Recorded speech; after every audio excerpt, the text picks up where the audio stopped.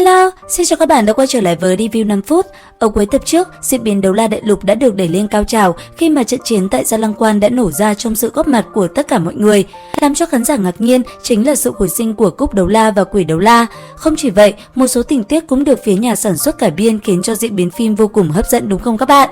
Và khởi đầu cho trận chiến song thần tiếp theo chính là màn combat đầy kịch tính giữa Hải Thần và Thiên Sứ Thần.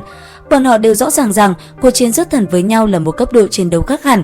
Quyết không thể nào tiến hành trước mặt của đại quân nhân loại được, nếu không, đối với hai người đều sẽ mang đến tính hủy diệt. 6 cánh và 8 cánh cùng lúc vỗ mạnh, Đường Tam và Thiên Nhận Tuyết trong nháy mắt đã đạt độ cao ngàn mét. Trận chiến hiện tại đối với bọn họ rất là quan trọng, ai có thể thắng lợi trong trận này có thể nói rằng đã định đoạt cục diện của cuộc chiến ác liệt kia. Đối mặt với lực áp chế mà Đường Tam mang đến, Thiên Nhận Tuyết rốt cuộc không nhịn được rút ra Thiên Sứ Thanh Kiếm. Từ thân thể nàng, ngọn lửa của Thiên Sứ trong nháy mắt bừng lên mạnh mẽ.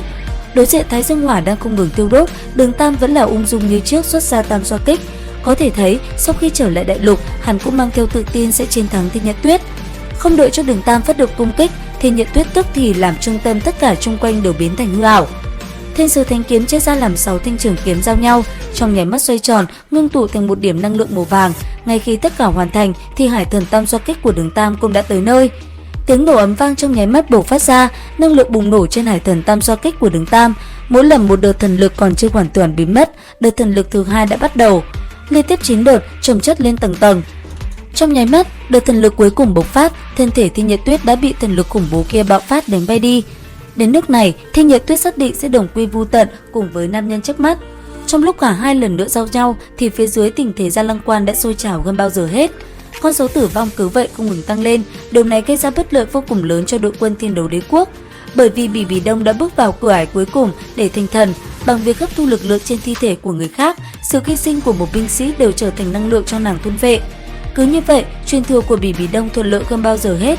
Một khi con số tử vong đạt đến trình độ nhất định, không cần phải nói, Bỉ Bỉ Đông sẽ chính thức trở thành thần. Điều này là uy hiếp chí mạng đến đội quân Thiên Đấu Đế Quốc. Dù là đang chiến đấu quyết liệt như Đường Hạo và Đường Khiếu, thì thấy một màn quỷ dị kia của La Sát Thần cũng không tránh khỏi sợ hãi. Trên chiến trường như chảo dầu đun sôi kia, không chỉ có hai huynh đệ của Hạo Thiên Tông, đám thất quái lúc này cũng bận rộn hơn bao giờ hết. U Minh Bạch Hổ càng quét một mảng đầu tường thành, siêu cấp thần thú đi tới đâu, binh lính hết thảy đổ dạp ra tới đó. Đáng chú ý lúc này là phía Mác Hồng Tuấn và Quỷ Đấu La, mặc dù đối với sự xuất hiện của gã phong hào đấu la kia khiến Mác Hồng Tuấn có chút kinh ngạc, nhưng hắn cũng không vì vậy mà tỏ ra yếu thế. Hồn sư đẳng cấp đạt đến trình độ nhất định, lấy một địch trăm cũng chẳng phải chuyện khó khăn gì. Bởi vậy, sự va chạm giữa các cường giả lúc này là việc quan trọng nhất. Biết rõ điểm này tự nhiên không chỉ có huynh đệ Đường Hạo và đám lục quái, Độc Đấu La, Kiếm Đấu La, Cốt Đấu La, tông chủ thất bảo Lưu Ly Tông Trự Phong Chí cùng đường chủ tứ đường Đường Môn đều đã xông ra. Đại chiến hầu như trong khoảnh khắc này triệt để bùng lên, thế tiến công mà quân đoàn hồn sư của Thiên Đấu Đế Quốc và Đường Môn càng thêm cường hãn. Thế nhưng đội quân Vũ Hồn Đế Quốc cũng không phải dạ vừa, không chỉ có quân đội, đại lượng hồn thú xuất hiện trong chiến đấu cũng vô cùng khủng bố. Ngay lúc này đây, trên màn khói độc của Bích Lân Xà Hoàng, quang mang một tím rộng của Bỉ Bỉ Đông nháy mắt biến hóa. Nhưng theo đó, những thân ảnh quỷ dị bắt đầu xuất hiện, những thứ này dường như chính là đại lượng thi thể đang ngã xuống, không hiểu sao giờ khắc này lại bất ngờ lao về phía đại quân. Tiếng kêu thảm thiết giống như thủy triều không ngừng lan tràn trên đầu tường của Gia Lăng Quan. Phía trên cao ngàn thước, Thiên Nhận Tuyết và Đường Tam dù đang đối kháng quyết liệt nhưng vẫn luôn để mắt đến tình hình bên dưới. Khi nhìn thấy một màn quỷ dị phía Bỉ Bỉ Đông phát sinh biến hóa, cả hai lúc này không khỏi khẩn trương. Từ đầu đến giờ vẫn luôn phòng thủ như Đường Tam, rốt cuộc cũng bắt đầu tấn công.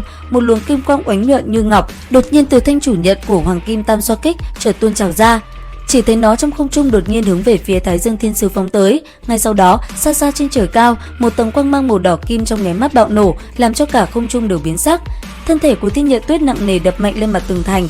Ngay thời điểm nàng rơi xuống, cũng làm cho cường giả song phương phải chú ý, không biết tình huống cụ thể là như thế nào. Đến đây thì cũng hết tập 262 Đấu La Đại Lục. Xin chào và hẹn gặp lại các bạn ở những video tiếp theo.